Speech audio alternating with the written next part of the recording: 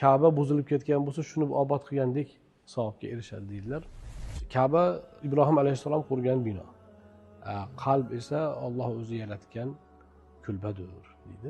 Ana shuning uchun ko'ngilni olish, insonlarga qalbiga xursandchilik kiritish, ayniqsa mana bunday hayit kunlarida ularning xonadonlariga go'sht, boshqa mahsulotlarni kiritish nihoyatda savobli amal. Alloh o'zi sizlarga kuch-quvvat bersin.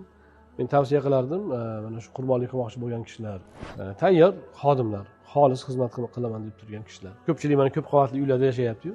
Qo'y xonadonda so'yish ham oldin oson edi. Qiyin bo'ladi hozir. Qassobxonalarda qassoblar ham juda ochko'lari band bo'ladi.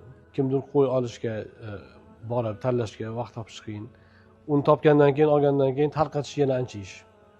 Qurbonlikdan maqsad tarqatishku, uni uyga saqlash emas. Ana shunday kishilarga tavsiya qilgimiz keladiki, mehr xayriya jamoasiga bog'lanib, mana shu raqamlar orqali bog'lanib, o'zlari istagandek nechta pullik qo'y kerak, nechta qo'y kerak, mana shularni bayon qilib, bularga agar buyurtma bersalar, bular o'sha xizmatlarni xolis ado etadilar va go'shtlarni o'sha aytilgan muhtoj joylarga yetkazib beradilar. Hali aytganimizdek, poytaxtning o'zida ham xonadoniga go'sht kirsa xursand bo'ladigan oilalar juda ko'p.